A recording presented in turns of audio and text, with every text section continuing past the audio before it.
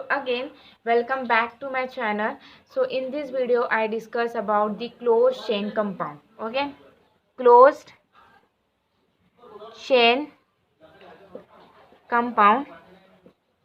Okay. So closed chain compound is divided into two types. First is called as the homocyclic compound, and next is the heterocyclic compound. Okay, so what is the meaning of homo? Homo means same. And what is the meaning of hetero? Hetero means different. Okay, so homocyclic compound are those compound which contain only one atom called carbon. For example, cyclohexane. CH2, CH2, CH2, CH2, CH2, CH2. Okay, this is the closed ring present, and this ring is made up of only one atom called as the carbon atom. Okay, so the ring made up of only one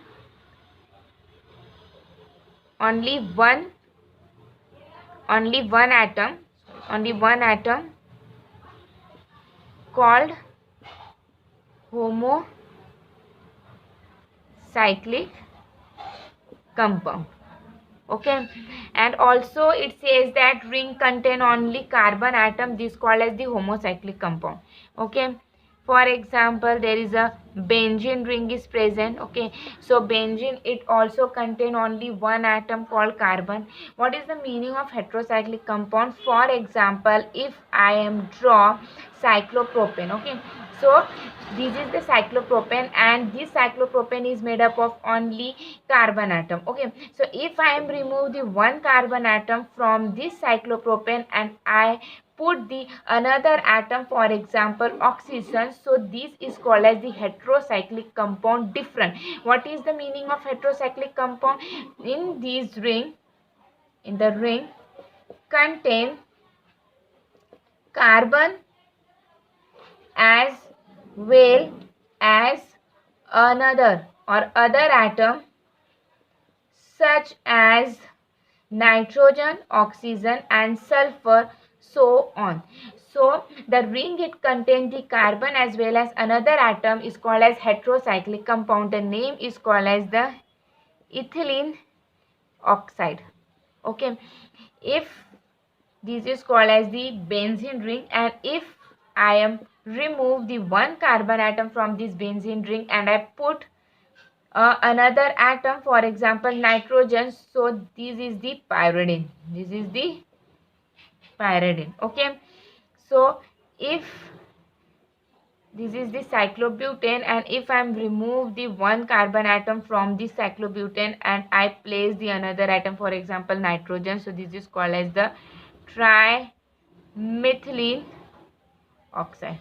Okay, so this is the heterocyclic compound and homocyclic compound. Okay, again, homocyclic compound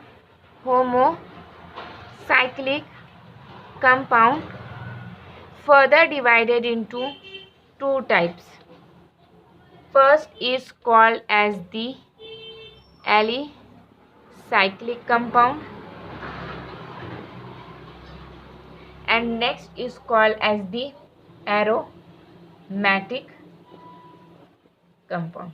Okay, so the alicyclic compound, the best example is the cyclopropane, cyclohexane, cyclopropane,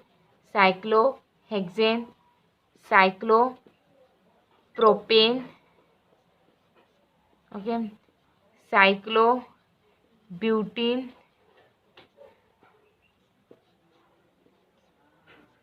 cyclopentene.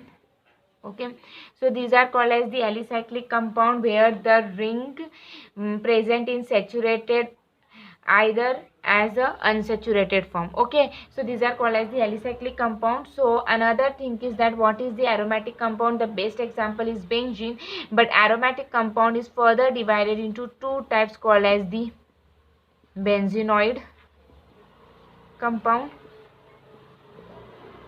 and non-benzenoid compound. Okay, so what is the benzenoid compound and what is the non-benzenoid compound? So best example is the benzene ring. When the benzene ring is present, is called as the benzenoid compound. This is called as the benzene. Okay, this is called as the naphthalene. Okay, one benzene ring is present. Okay, this is called as the phenol. Benzene ring is present. Okay, what is the non-benzenoid compound? Non-benzenoid compound are those compound which does not contain the benzene ring. Okay, the best example is azole,